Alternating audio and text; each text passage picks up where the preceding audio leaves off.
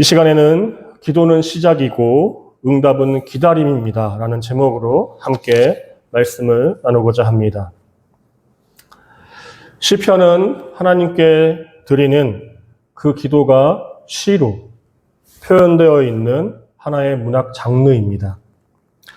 그래서 이 시편을 읽다 보면 기도하는 그 저자의 감정을 느낄 수가 있습니다.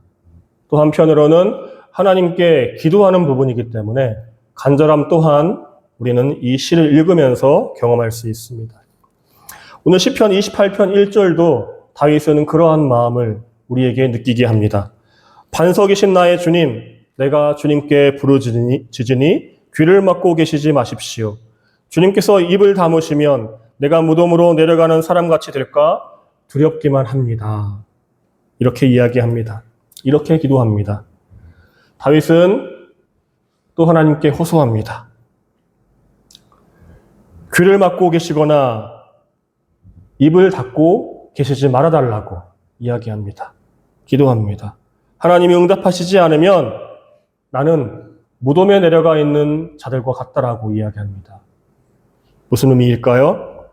하나님께서 귀를 닫으시고 입을 닫으신다는 것은 내 기도를 들으시지 않으시고 내 기도를 설사 듣는다 하더라도 말하지 않으시겠다.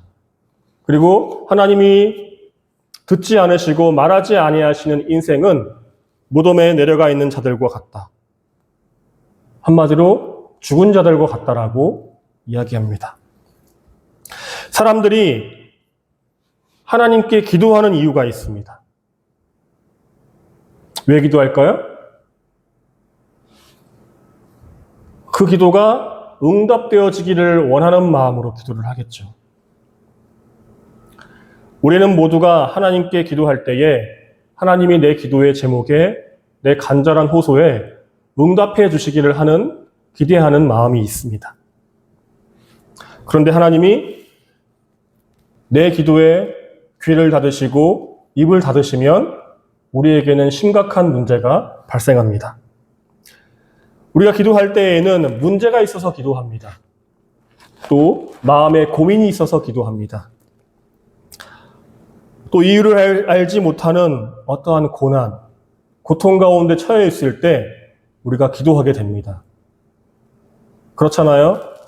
내가 감당 안 되는 일이 있을 때에 하나님의 이름을 부르게 됩니다. 내가 감당할 수 있는 일에 대해서 우리가 하나님의 이름을 부르는 경우는 많은 경우 없는 것 같습니다. 또 하나는 미래에 대한 두려움이 있을 때에 하나님의 이름을 부릅니다. 누군가는 지나가는 길에서 네이클로바를 찾아서 그것을 잡고 행운이 나에게 깃들기를 바라는 그런 마음으로 기도하는 일도 있습니다. 또 어떤 이는 불안한 마음을 다독이기 위해서 하나님의 이름을 부르며 기도하는 것을 통해서 하나님의 도우심이 함께하기를 원하는 마음이 있습니다. 그런데 그 하나님이 귀를 닫으시고 입을 닫으십니다. 다윗은 그런 상황을 내가 무덤에 내려갈까 두렵습니다. 그런 상황이 나에게 처해져 있는 것이 처해질까 봐 너무나 두렵습니다. 이렇게 다윗이는 얘기합니다. 우리 한국교회를 대표하는 여러 가지 많은 문화가 있습니다. 그 문화 중에서 많은 사람들이 이야기하는 것은 바로 새벽 기도라고 이야기합니다. 기도회의 문화라고 이야기합니다. 한국교회는 특별하게 새벽에 모여서 기도하는 새벽 기도회 문화가 있습니다. 또 산에 기도원에 가서 나무를 부여잡고 나무 뿌리를 뽑으려고 하면서 기도하는 기도회 문화가 있습니다. 왜 교회에 있던 성도들은 새벽에 모여서 기도하고 또 산에 기도원에 올라가서 기도하였을까요? 특별히 새벽 기도에 대해서 이야기할 때 이런 부분에 대해서 이야기한 얘기를 들었습니다. 첫 번째는 우리가 살아가는 시간 중에 주간에는 너무나 시간이 분주하고 바쁘기 때문에 시간을 자유롭게 낼 수 있는 시간은 아침 시간, 새벽 시간밖에 없기 때문에 특별히 새벽 5시, 6시 모든 하루 일과를 시작하기 전에 시간을 내서 기도하는 것이다. 또 어떤 이는 새벽에 아주 그 고요한 시간에 공기가 쫙 내리누르고 있고 뭔가 사람에게 정적으로 뭔가를 묵상하기에 가장 좋은 시간이기 때문에 새벽 기도에 기도한다. 또 어떤 이는 하루의 첫 시작은 하나님 중심으로 시작하고 싶기 때문에 나는 그것을 결단하는 의미로 새벽 첫 시간을, 나의 하루의 첫 시간을 하나님께 드린다. 또 어떤 이는 밤의 유혹을 이기기 위해서 우리는 새벽에 깨어서 기도해야 한다고 합니다. 무슨 말입니까? 새벽에 5시에 기도하기 위해서는 일찍 자야 합니다.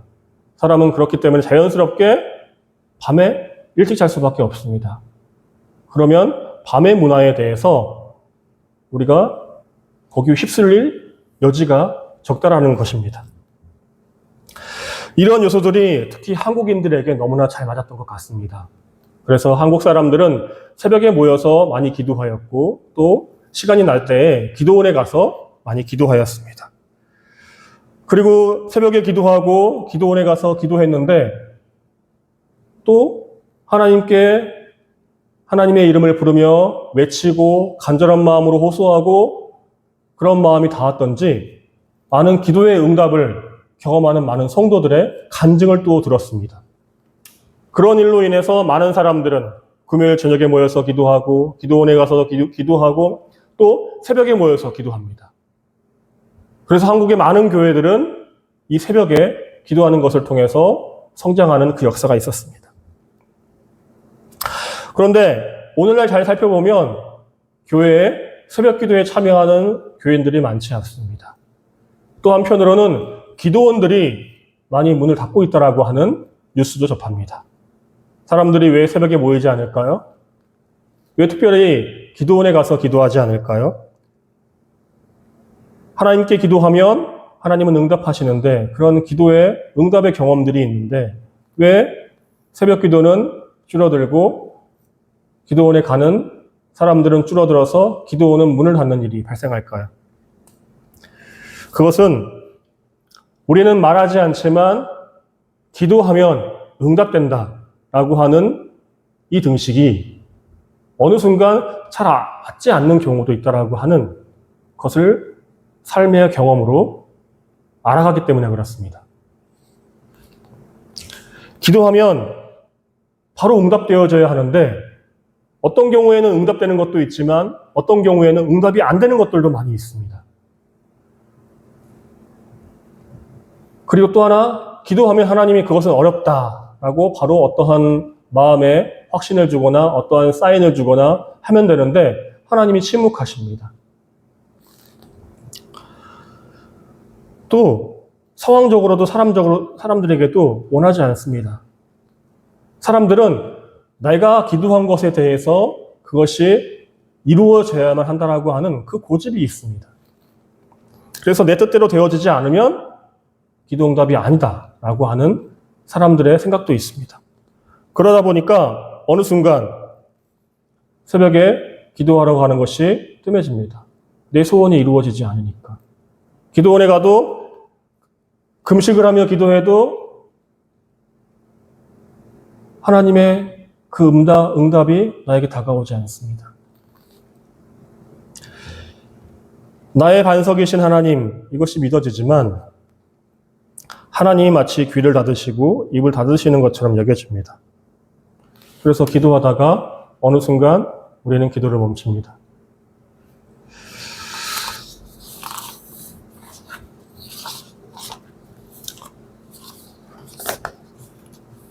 이것이 딜레마입니다.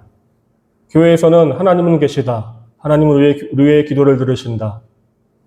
그리고 우리가 기도하면 하나님이 하나님의 때에 응답하신다라고 하지만 그때가 언제인지 우리는 알 수가 없습니다. 그래서 또 고민하게 됩니다. 이것을 어떻게 설명해야 하는가?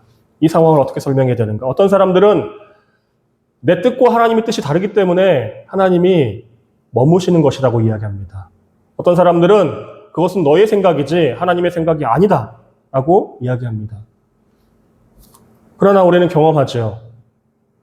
꼭 하나님은 내 뜻이 꺾여질 때까지만 기다려야 하는가? 하나님이 강권적으로 내 삶을 설득하셔서 그렇게 이끌어주시면 되는 거 아닌가?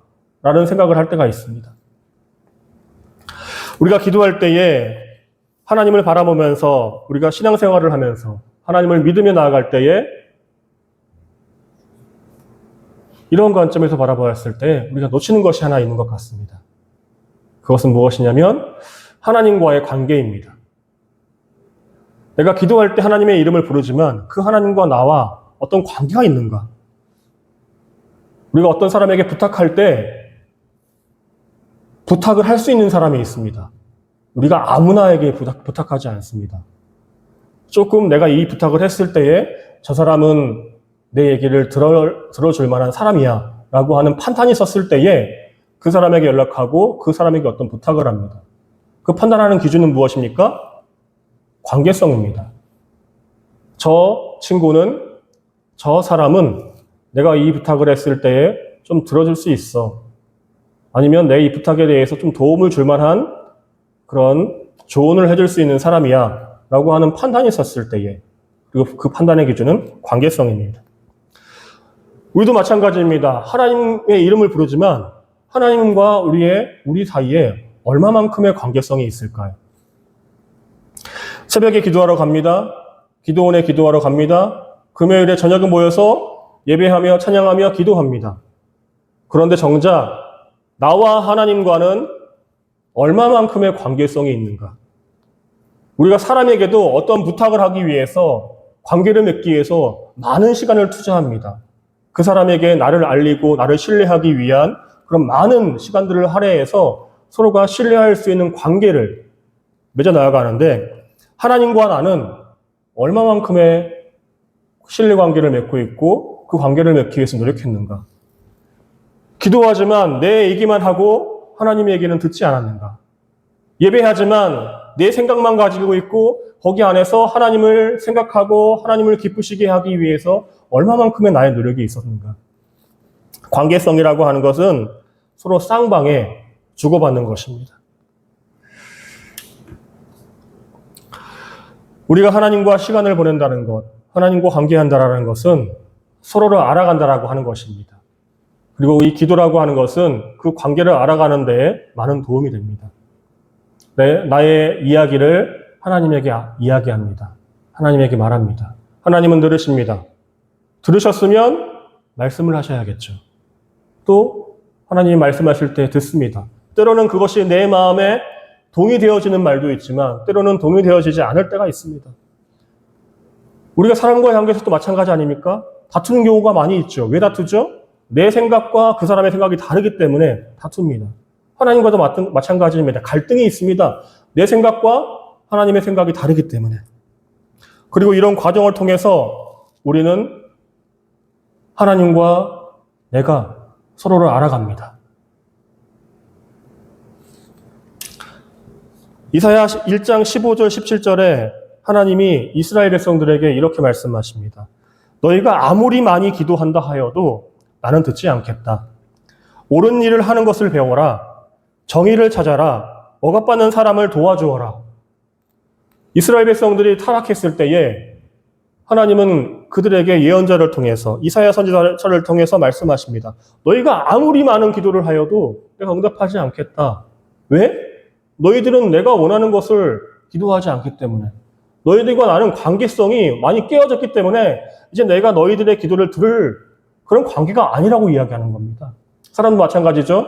관계가 깨어지면 그 사람과 나는 아무것도 아닌 사이가 됩니다. 서로 남남인 거가 되고 그 사람이 무슨 말을 하던 내가 그 사람에게 어떤 도움을 줄 필요가 없는 그런 사이가 됩니다. 하나님은 그러면서도 이스라엘 백성들에게 이렇게 이야기합니다. 옳은 일을 하는 것을 배워라.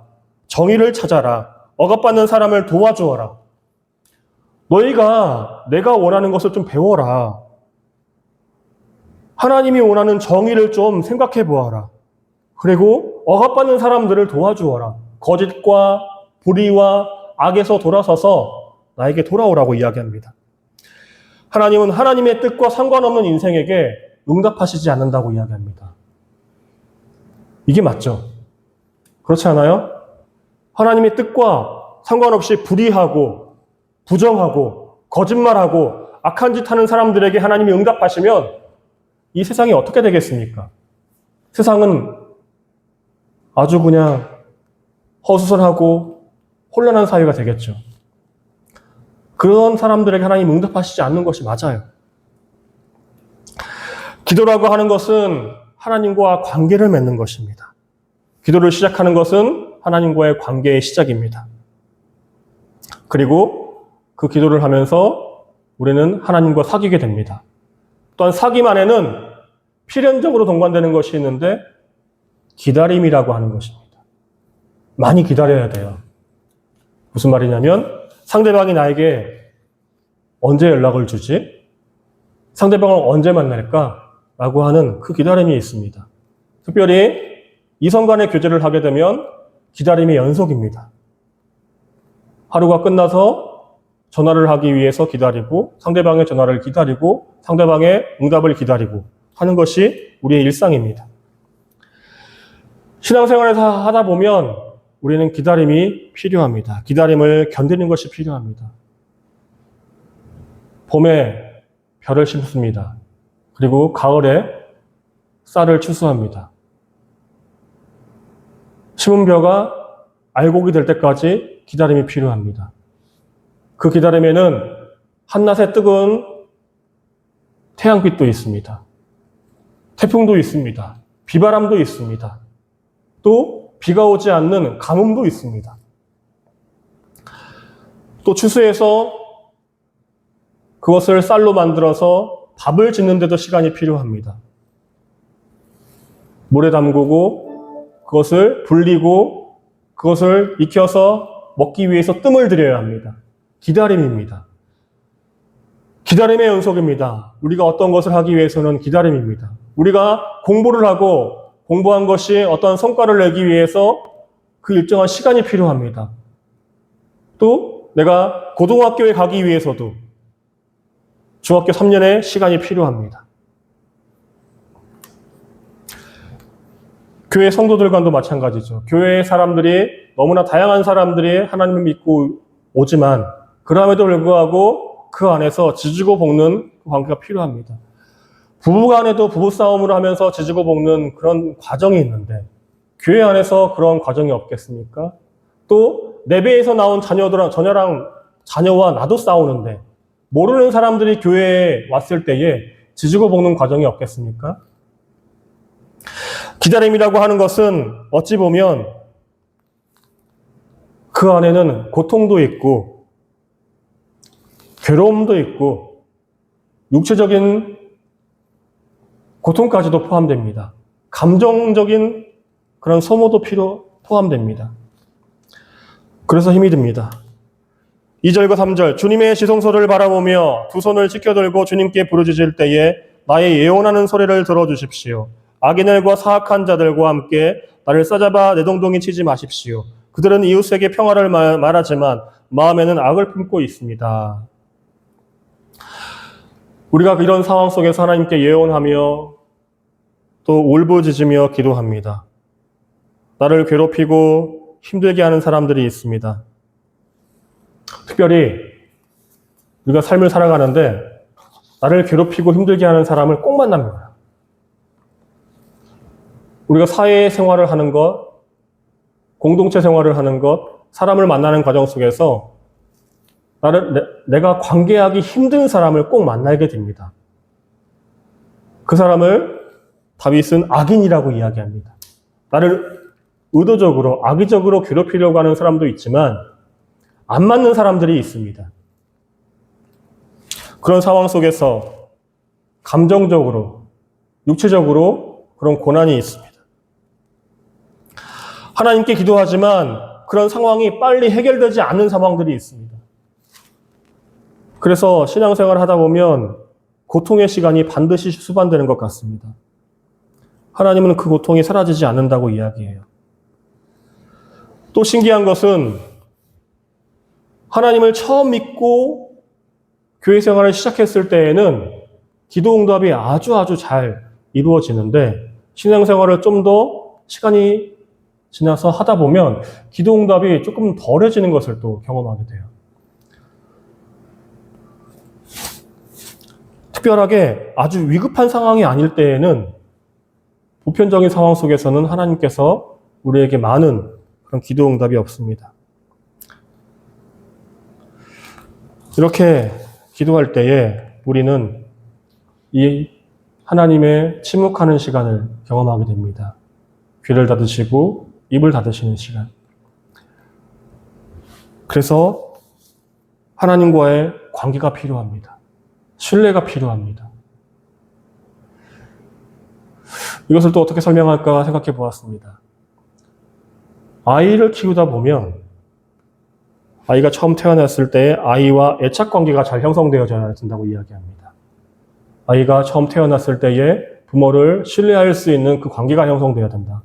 어떤 상황에도 아이와 부모와의 관계에서 사랑을 의심하는 그 상황을 만들지 않도록 신뢰 관계를 만들어야 한다고 합니다.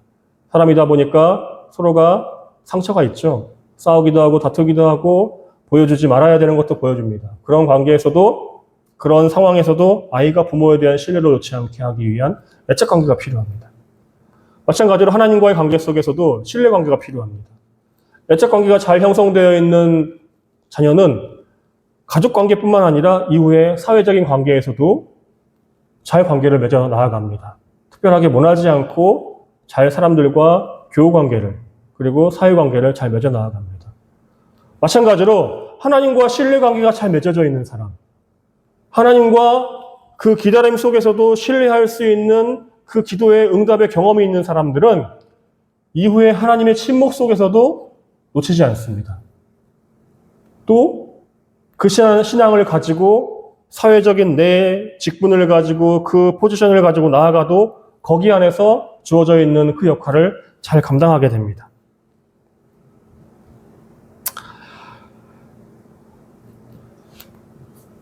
(6절과 7절입니다) 애원하는 나의 간구를 들어주셨으니 주님을 찬양하여라.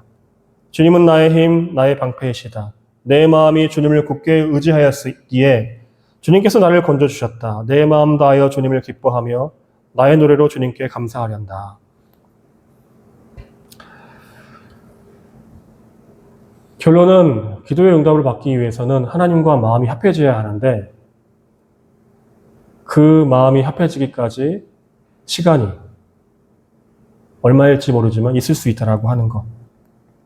그리고 기도 응답이 이루어졌을 때에 우리는 노래합니다. 우리가 그 기다림을 잘 견딜 수 있는 사람이 되었을 때에 하나님이 언젠가 분명히 귀를 여시고 입을 여셨을 때에 우리는 거기에서 기뻐하는 자들이 될 수 있습니다. 마태복음 6장 33절에서 34절에 너희는 먼저 하나님의 나라와 하나님의 의를 구하여라. 그리하면 이 모든 것을 너희에게 더하여 주실 것이다.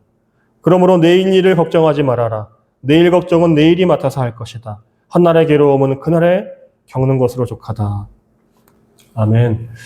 우리가 너무나 많이 잘 알고 있는 것이죠. 그런데 오늘 읽었는데 저는 다른 문구가 들어왔습니다. 한날의 괴로움과 내일의 걱정입니다. 우리가 먼저 하나님의 나라와 하나님의 의를 구하면 너희에게 이 모든 것이 더해질 것이라고 하는데 그러면서도 하시는 말씀이 걱정과 근심은 사라질 것이라고 말씀하지 않습니다. 괴로움은 사라질 것이라고 말씀하지 않습니다. 우리가 하나님의 의와 하나님의 나라를 구하며 살아가는 그 매일매일의 삶 속에 걱정과 괴로움도 똑같이 함께 있을 것이라고 하는 말씀이에요. 괴로움 중에서도 걱정하는 중에서도 우리 걱정하지 않는 사람 한 명도 없죠. 괴로워하지 않는 사람 한 명도 없어요. 우리 얼마나 괴롭습니까? 매일 아침에 일어나는 것이 너무나 괴롭잖아요. 직장에서 일하는 것이 너무나 괴롭습니다. 학교에서 공부하는 것이 너무나 괴롭습니다. 하물며 집에서 누군가의 식사를 준비하는 것도 사랑의 마음에서 하지만 괴로워요. 하다못해 식사의 메뉴를 고르는 것도 괴로움입니다.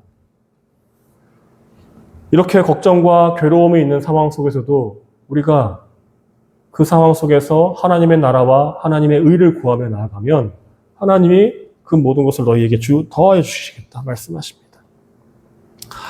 걱정과 괴로움 무엇이죠? 기다림이죠. 9절에 주님의 백성을 구원하여 주십시오. 주님의 소유인 이 백성에게 복을 내려 주십시오. 영원토록 우리의 목자가 되시어 그들을 보살펴 주십시오. 다윗은 마지막에 자신뿐만이 아니라 자신의 백성들도 하나님이 보살펴 주시는 그 인생 되어지기를 원한다고 간구합니다. 하나님이 보살펴 주시는 인생이 가장 안전한 인생입니다. 하나님의 보살핌이 있는 인생이 가장 평안한 인생입니다. 걱정과 괴로움이 있어요. 두려움이 있어요. 또 육체적인 질병이 있어요. 또 많은 문제가 있어요. 나의 부족함이 있어요. 사람은 다 말하지 못하지만 자신만의 한계가 있습니다. 그 한계 속에서도 하나님이 보살펴 주시는 인생이 가장 복된 인생입니다. 다윗이 그것을 이야기하는 거예요. 주님의 백성을 구원하여 주십시오. 주님의 소유인 이 백성에게 복을 내려주십시오. 영원토록 그들의 목자가 되시어 그들을 보살펴 주십시오. 주님의 소유로 삼아주시고 주님이 목자로 삼아주셔서 구원해 주시고 보살펴 주십시오. 이렇게 하나님의 소유가 됐고 하나님께 구원받은 백성, 우리를 지칭하는 것이죠. 가장 복된 사람들입니다. 한국교회의 많은 사람들이 기도하지 않습니다. 이야기하지 않습니다. 기도 이꼴 응답이라고 하는 그 등식이 우리의 고정관념이었기 때문에 그렇습니다. 그러나 기도 이꼴 하나님과의 관계를 맺는 것이다 라고 하는 새로운 생각이 우리에게 필요합니다. 그런 것을 통해서 하나님과의 관계를 발전시켜 나가는 것이 필요합니다. 하나님과의 그 관계의 친밀성을 더해가는 것이 필요합니다. 두려움과 괴로움과 걱정이 있을 수 있어요. 없어지지 않습니다. 그러함에도 내 신앙이 낮아진 것이 아니라 내 신앙이 부족한 것이 아니라 그러함에도 불구하고 하나님의 나라와 의를 구하려고 하는 것이 있는 내가 하나님이 기뻐하시는 인생이라고 하는 것입니다. 기도는 시작이고 응답은 기다림입니다. 응답은 하나님과의 관계 속에서 지지고 보는 것입니다. 그리고 그것을 통해서 우리가 하나님의 마음을 배우고 하나님의 때를 인정하는 것을 알게 되고 하나님의 방법을 신뢰하는 우리가 되어집니다. 사랑하는 여러분, 예언한 나의 간구를 들어주셨으니 주님을 찬양하여라. 하나님이 예언하는 우리의 간구를 들어주십니다. 그것이 어떤 방법인지는 모릅니다.